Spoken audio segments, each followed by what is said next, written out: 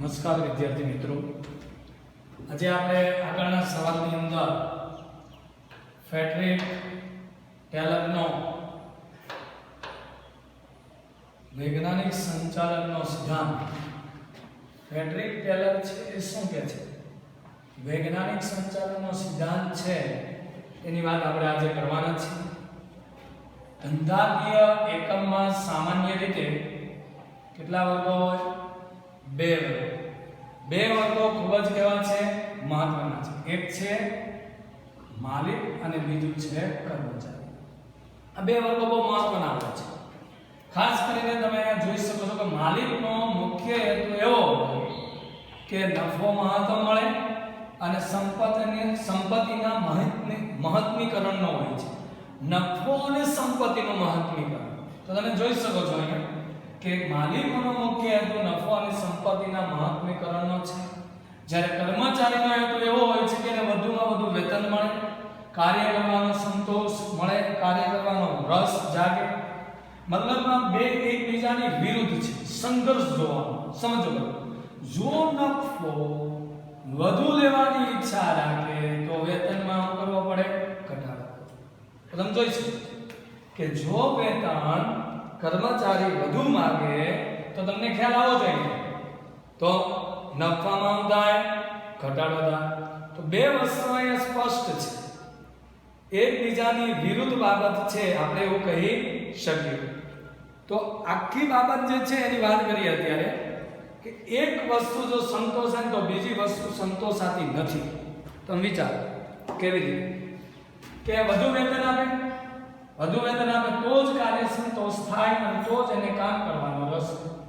બીજી બાજુ એવું છે કે જો નફો અને સંપત્તિ મહત્તમ એટલે વધુ ક્યારે મળે કે જ્યારે ઓછું વેતન આપે તો એની નફો અને સંપત્તિ વધે.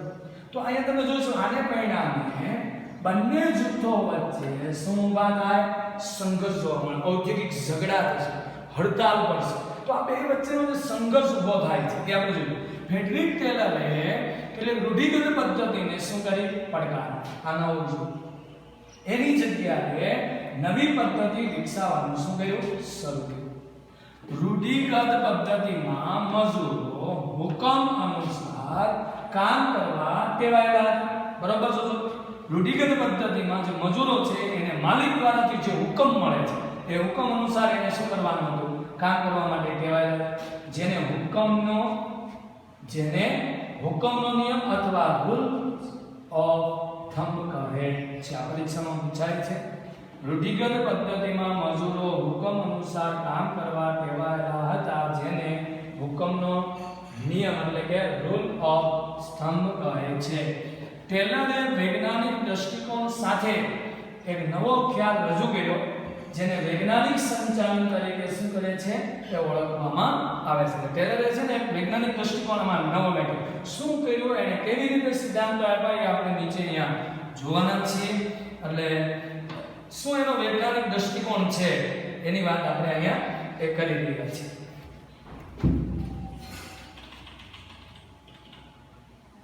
હવે આ છે સંચાલનના સિદ્ધાંત. સંચાલનના સિદ્ધાંતો છે એનો પહેલા આપણે શું લઈ લઈએ? અર્થ. વૈજ્ઞાનિક સંચાલન કોઈ પણ ખાસ એકમમાં કે કારખાનામાં, જો કોઈ ખાસ એકમમાં કે કોઈ કારખાનામાં કર્મચારીઓના પક્ષે સંપૂર્ણ માનસિક એક શું છે?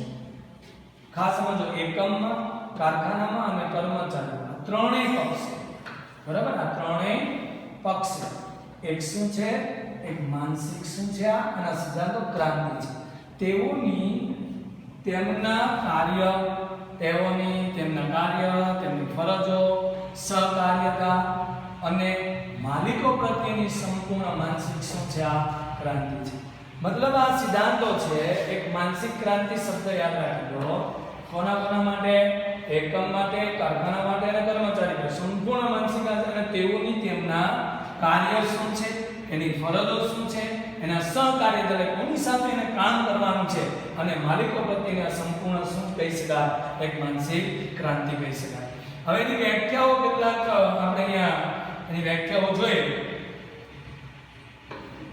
તમે માણસો પાસે શું કરાવવા માંગો છો તે જાણ્યું અને તેઓ ચોક્કસ રીતે તથા ઓછામાં ઓછા ખર્ચે શું કરે, કામ કરે તે જોવું એટલે વૈજ્ઞાનિક સંચાલન. બરોબર, જોજો તમે, બરાબર, તમે માણસો પાસે શું કરાવવા માંગો છો, તમે જે કર્મચારીઓ છે એની પાસે શું કરાવવા માંગો છો એ પહેલા જાણવું, એ નક્કી કરવું અને તેઓ ચોક્કસ રીતે તથા ઓછામાં ઓછા ખર્ચે એ કામ કરે તે જોવું એટલે વૈજ્ઞાનિક સંચાલન. ફ્રેડરિક ટેલર પોતે તેમના અભ્યાસને આધારે તારવ્યું કે ફ્રેડરિક ટેલર છે તેણે પોતે પોતાનો એક અભ્યાસ કર્યો, ધંધાકીય એકમનો એણે અભ્યાસ કર્યો. એ અભ્યાસ અનુસાર એણે શું નક્કી કર્યું એની વાત આપણે અહીંયા કરીએ.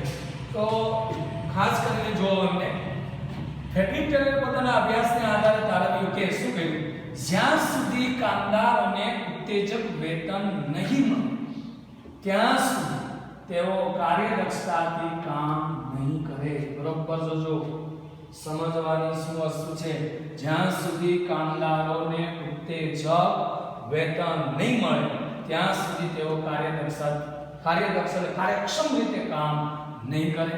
વૈજ્ઞાનિક અભિગમનો એમણે સૂચવ્યો જેમાં મુખ્યત્વે નીચેની બાબતો એ જોવા મળે છે. બરોબર, જોજો અહીંયા 3 બાબતો છે એને ધ્યાનમાં લેવાની છે. દરેક કામદારને તેની બુદ્ધિ અને શક્તિ અનુસાર કામની સોંપણી કરવી. બરોબર, જેને જેવી બુદ્ધિ છે એવી જ એને કામ. મારી પાસે માનો કે ઇકોબીએ ની બુદ્ધિ હોય તો એવી શક્તિ છે તો મને ઇકોબીએ નું જ કામ સોંપશે, અને એકાઉન્ટ સ્ટેટની જેની પાસે આવડત છે જેની ડિગ્રી છે એને કામ સોંપવાનું. હવે કક્ષા અનુસાર મહત્તમ કામ કરવા માટે દરેક કામદારને શું સૂચના આપવી જોઈએ, કક્ષા અનુસાર. બરોબર, જો 3 કક્ષાઓ છે. કક્ષા અનુસાર મહત્તમ કામ કરવા માટે દરેક કામદારોને સૂચના આપવી જોઈએ. ઝડપથી કાર્યદક્ષ રીતે કામ કરનાર, ઝડપથી ફટાફટ કામ કરનાર દરેક કામદારોને તેની કક્ષાના વેતન કરતા 30% થી 100%. બરોબર, જોજો જો ઝડપથી કામ કરે છે, સારું કામ કરે છે, કાર્યક્ષમ રીતે કામ કરે છે તો એના કક્ષાનું જે વેતન છે એના કરતા 30% થી 100%ના દરે વધુ વેતન આપવું જોઈએ. ફરીથી બુદ્ધિ અને શક્તિ અનુસાર એને કામની સોંપણી કરવી જોઈએ. મહત્તમ કામ કરવા માટે દરેક કામદારોને સૂચના આપવી જોઈએ.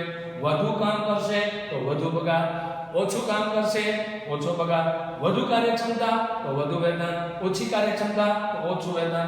મતલબમાં કક્ષાના વેતન કરતા જો એની કાર્યક્ષમતા સારી હોય તો એને કક્ષાના વેતન કરતા 30% થી 100%ના દરે વેતન આપવું જોઈએ.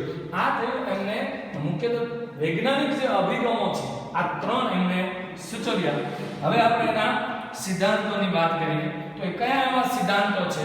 3 તો ઘણા સિદ્ધાંતો છે તો એની વાત કરીએ. અહીંયા ચાવી બી આપી દીધેલી છે તમે જોઈ શકો છો. એમાં વૈજ્ઞાનિક સંચાલનના સિદ્ધાંત, એમાં આયોજન અને અમલીકરણ. બરાબર છે. રૂઢિગત પદ્ધતિમાં કામદારો જ આયોજન અને અમલીકરણ કરતા. બરાબર જોજો, રૂઢિગત એટલે પરંપરાગત પદ્ધતિ મુજબ એક તો કામદારો જ પોતે આયોજન અને શું કરતા હતા, અમલીકરણ કરતા હતા. તેના બદલે આયોજકનું કામ કોણ કરી જાય? હવે આવીને નિષ્ણાંતો કરે અને કામદારો, નિષ્ણાંતો આયોજન કરે અને કામદારો પાસે શું કરાવશે? અમલીકરણ કરે. આવું હોવું જોઈએ એવું ફ્રેડરિક ટેલર કહી દીધું. સારી વાત છે. જૂની પુરાણી પદ્ધતિ પોતે એટલે પોતાને સરળ હોય ને કર્મચારીઓને એવું કામ કરે. પણ જો ઉપરથી આયોજન થઈને આવે તો તમે સારી રીતે સમજી શકો કે ઉપરથી આયોજન એવું એ પ્રમાણે કામ કરવાનું. તો નિષ્ણાત જો આયોજન કરશે તો ચોક્કસ લક્ષ્યાંકો સિદ્ધ કરી શકે. એટલે આયોજન અને અમલીકરણ. બરોબર જોજો, રૂઢિગત પદ્ધતિમાં કામદારો આયોજન અને અમલીકરણ કરતા હતા. રૂઢિગતમાં હવે શું થયું? આધુનિક સંચાલનની અંદર, વૈજ્ઞાનિક સંચાલનની અંદર આયોજન કામ નિષ્ણાત કરે અને કામદારો તેનું અમલીકરણ કરે. ચલો, વૈજ્ઞાનિક પદ્ધતિ કાર્ય કરવા રૂઢિગત પદ્ધતિઓનો શું કરીએ? બરાબર તો વૈજ્ઞાનિક પદ્ધતિ તો વૈજ્ઞાનિક પદ્ધતિ તો પહેલા કઈ પદ્ધતિ હોય? રૂઢિગત પદ્ધતિ હોય. એનો શું કરવાનો છે? ત્યાગ કે તિલાંજલિ આપવાની છે. અને નવી વૈજ્ઞાનિક પદ્ધતિ છે એ અપનાવી જોઈએ. કાર્યનું વૈજ્ઞાનિક વિશ્લેષણ કરી શ્રેષ્ઠ કાર્ય કેવી રીતે થાય તેનું શું કરવાનું છે? એ વિચાર કરવાનો છે. આ વેગના પ્રમાણમાં કાર્ય કર. આ વેગના પ્રમાણમાં કાર્ય કર. એટલે આપણે એમ કહે કે વેતનના પ્રમાણમાં કાર્ય કર. આ વિચારો વેતનના પ્રમાણમાં કાર્ય અથવા કાર્યના પ્રમાણમાં વેતન. બરોબર? જો આ વેગના પ્રમાણમાં કાર્ય કર. આ જો આયોજન બરાબર છે.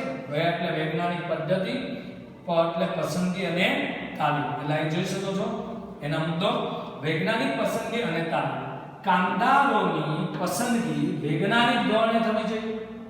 બરાબર? જો હવે આગળ આના ભણી વૈજ્ઞાનિક ધોરણે છે એની પસંદગી થવી જોઈએ. અને વૈજ્ઞાનિક ધોરણ માટે કર્મચારીઓને શિક્ષણ, કૌશલ્ય, આવડત, તાલીમ વગેરે માપદંડ તરીકે લઈ શકાય. તમે કોઈ પણ કર્મચારીની ભરતી કરો છો ત્યારે એનું શિક્ષણ જોવાનું, એનું કૌશલ્ય જોવાનું, એની આવડત જોવાની, એની તાલીમ કેવી છે, આ વગેરે માપદંડને લઈને આપણે કર્મચારીઓ છે એને પસંદગી કરવી જોઈએ.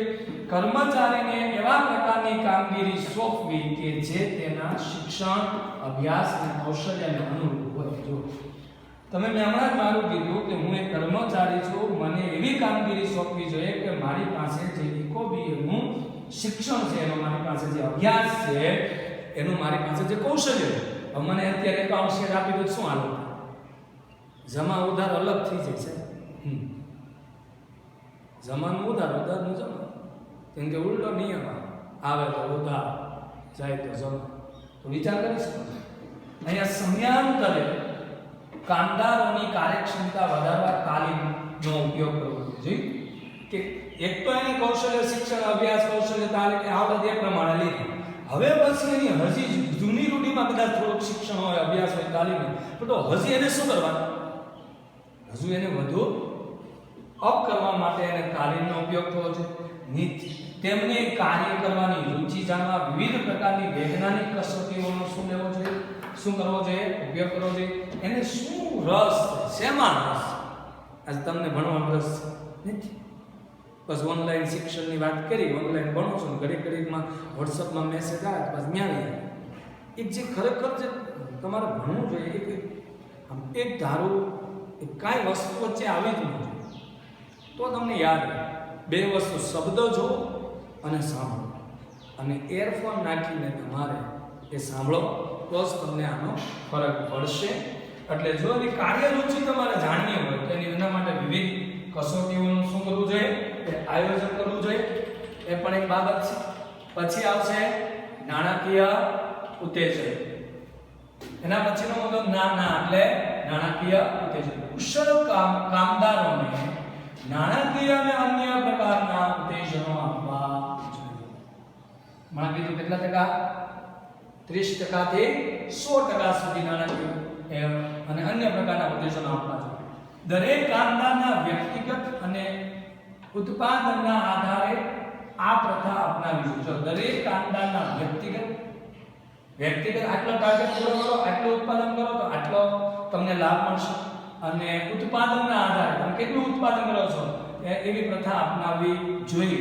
તેમના વેતન દર ધારણાના આધારે નહીં, પરંતુ વૈજ્ઞાનિક અભ્યાસથી નક્કી કરવો જોઈએ. મેં હમણાં કીધું કેટલું ઉત્પાદન કરે છે તે તો જોઈ શકાય છે. તો ફરીથી કુશળ કામદારો નાણાકીય અને અન્ય પ્રકારના ઉત્તેજનો આપવા જોઈએ. દરેક કામદારના વ્યક્તિગત અને ઉત્પાદનના આધારે એની પ્રથા અપનાવવી જોઈએ. તેમના વેતન દર ધારણાના આધારે નહીં, પરંતુ વૈજ્ઞાનિક અભ્યાસથી એ નક્કી થવા જોઈએ. તો આ થયું આપણું ઉત્તેજક વેતન પ્રથા. ત્યાર પછી આવશે પ્રમાણીકરણ. બરાબર? જોજો, પ્રમાણીકરણ અને સરળીકરણ એ વૈજ્ઞાનિક પ્રક્રિયા છે જે અગાઉથી થવી જોઈએ. પ્રમાણીકરણ અને સરળીકરણ એ વૈજ્ઞાનિક પ્રક્રિયા છે જે અગાઉથી થવી જોઈએ. જેમાં ઓજારો, સાધનો, સમય, કામકાજની સ્થિતિ વગેરે બાબતો માટે પ્રમાણીકરણ થવું જોઈએ, નક્કી થવું જોઈએ. પહેલેથી કયા ઓજારનો ઉપયોગ કરવાનો છે, કયા સાધનો, કેટલો સમય, કામકાજની કઈ પરિસ્થિતિમાં તમારે કામ કરવાનું છે વગેરે બાબતોનું પ્રમાણીકરણ થવું જોઈએ. પહેલેથી નક્કી થવું એ જોઈએ. તો આ થયું પ્રમાણીકરણ અને સરલીકરણ. આ બે વસ્તુ એવી છે જે વૈજ્ઞાનિક પ્રક્રિયા છે જે અગાઉથી નક્કી થવી જોઈએ. ત્યાર પછીનો મુદ્દો છે માનસિક ક્રાંતિ. છઠ્ઠો મુદ્દો છે માનસિક ક્રાંતિ. માલિકો અને મજૂર વચ્ચે ધ્યેયની સિદ્ધિ માટે માનસિક ક્રાંતિ થવી જોઈએ. બંને મગજમાં બે નક્કી કરેલું હોવું જોઈએ કે માલિક અને મજૂર એને શું ધ્યેય રાખ્યું છે અને કેવી રીતે એને સિદ્ધ કરવું છે. માનસિક સંવાદિતાથી માલિકો અને કામદારો વચ્ચે તણાવમાં ઘટાડો. બે ફિક્સ છે કે ભાઈ આટલું કામ કરવાનું છે, આટલા સમય કામ કરવાનું છે, આટલો તમારે સાધનોનો ઉપયોગ કરવાનો છે, બગાડ કરવાનો. પહેલેથી જો નક્કી કરેલું પ્રમાણીકરણ થઈ ગયા પછી મજૂર અને માલિક વચ્ચે જે તણાવ જો ઘટે, જો પહેલેથી તમારે માનસિક બંને તૈયાર હોય, માનસિક રીતે બંને તૈયાર હોય તો માનસિક સંવાદિતા માલિકો અને કામદારો વચ્ચે તણાવ એ ઘટશે. કાર્ય વિશ્લેષણ. ઓછા ખર્ચે ઝડપી કામ કરવા માટે કાર્ય વિશ્લેષણ એ ઉત્તમ કાર્ય છે. જોજો બરોબર, ઓછો ખર્ચ થાય, ઝડપી કામ થાય. સીધી વાત છે, પડતર નીચે આવશે. તો કેવી રીતે કામ થાય છે એનું વિશ્લેષણ કરવું જોઈએ, જેમાં સમય નિરીક્ષણ, ગતિ નિરીક્ષણ, થાક નિરીક્ષણ વગેરેનો અભ્યાસ કરી ઓછી પડતર ઉત્પાદકતામાં હું કરી શકું. જો પડતર ઓછી આવશે અને ઉત્પાદકતામાં શું થાય, વધારો થાય, તો એકમને શું થાય, એ નફો થાય. એ યાદ રાખો. એટલે સમય નિરીક્ષણ, કોઈ કામ કેટલા સમયમાં પૂરું કરે છે, કેટલો એ હલનચલન કરે છે, કેટલો એને થાક લાગે છે વગેરે છે, એ ઓછી અભ્યાસ કરવાનો એનો, અને ઓછી પડતરે ઉત્પાદકતામાં વધારો કરી શકાય. ત્યાર પછી આપણે જોઈએ છે કરકસર. અહીંયા જોજો વૈજ્ઞાનિક સંચાલનના અમલ દરમિયાન માત્ર વૈજ્ઞાનિક અને ટેકનિકલ આધારો ધ્યાનમાં નથી લેવાના, પણ ઓછી પડતર પર ભાર મૂકવો જોઈએ. વૈજ્ઞાનિક સંચાલનના અમલ, જ્યારે વૈજ્ઞાનિક સંચાલનના સિદ્ધાંતનો અમલ કરો છો ત્યારે માત્ર વૈજ્ઞાનિક અને ટેકનિકલ બાબતોનો આધાર ધ્યાનમાં નથી લેવાનો, પણ એની સાથે સાથે પડતર કેમ ઓછી આવે એના પર પણ ભાર મૂકવાનો. આ માટે એક પડતર અંદાજ અને પડતર અંકુશની પદ્ધતિઓ પણ વિચારી અને એના વિચલનો એટલે જે કંઈ અડચણો ઊભા થાય એ શોધી એનું સુધારવાનું છે. ફરીથી જો જેટલું આ નક્કી કર્યું એ કેટલાની પડતર પડશે એનો અંદાજ નક્કી કરવાનો. અંદાજ છે એ નક્કી કર્યા પછી ઓછામાં ઓછી પડતર આવે એના માટે અંકુશ રાખશે એવી પદ્ધતિઓ વિચારવાની છે. પછી માનો કે કોઈ વિચલનો કે અવરોધો આવે એટલે શોધી કાઢો. શોધી કાઢ્યા પછી એનો ઉકેલ કરો, એનો ઉકેલ લાવો જોઈએ, જેથી કરીને પડતર નીચે આવે અને ધંધાકીય એકમને એ કામ લાગે. આ થયું આપણું એ વૈજ્ઞાનિક સંચાલનના ફેડરિક ટેલરના સિદ્ધાંતો. જય સ્વામિનારાયણ.